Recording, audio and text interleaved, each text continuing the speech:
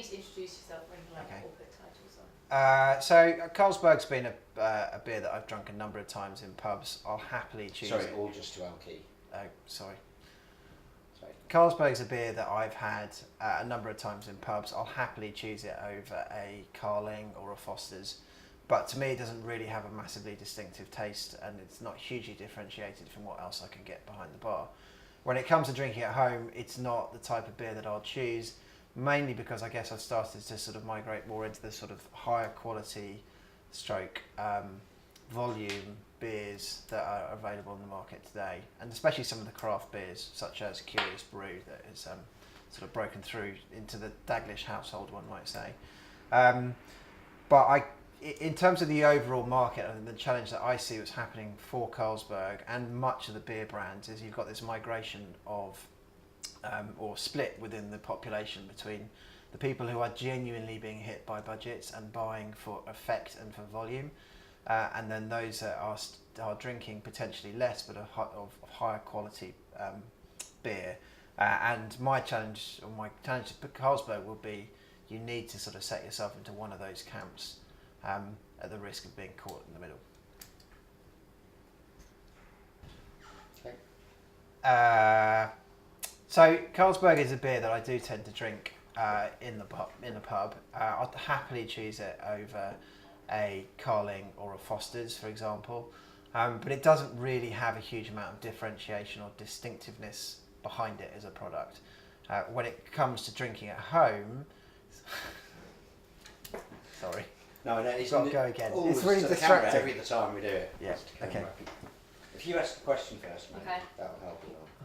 What? Why do you What drink Carlsberg, and what do you think of it? Yeah. That's not a very clever question. Really. What do you think of Carlsberg, okay. Henry? Okay, so Carlsberg is a drink that I'll happily choose over other beers, in a pub, or and I've drunk it, numerous times before. In my mind, it is superior to sort of a Carling or a Foster's in that type of environment. But when it comes to drinking at home, it's something that we very, very rarely buy. I tend to buy it if we need stuff in volume or a case of beer for a party or whatever. But when it comes to my own consumption, we tend to choose something that's a little bit more distinctive or of higher quality. So, for example, we experiencing now with the sort of craft beers such as Curious Brew, that is now becoming, I guess, the beer of choice for the Daglish household.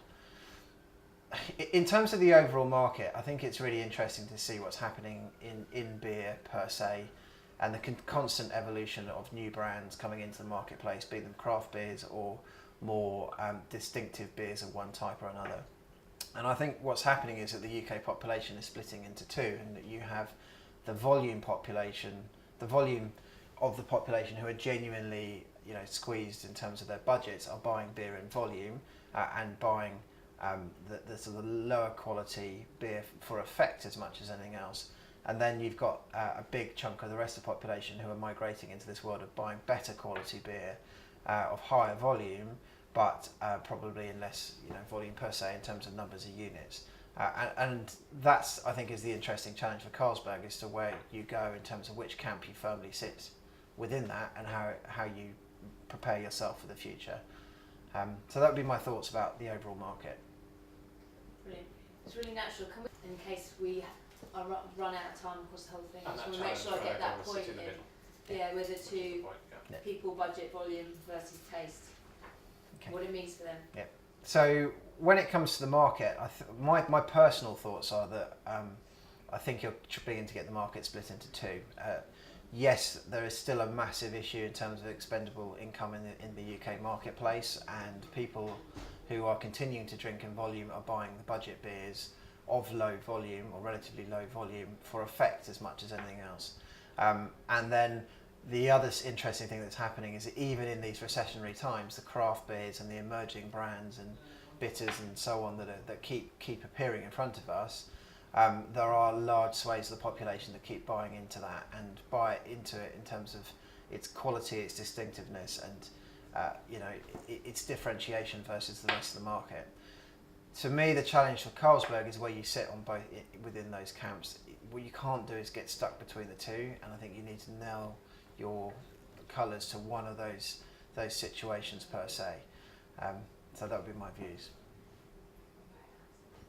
Nice. Good. Yeah. Good. Cool.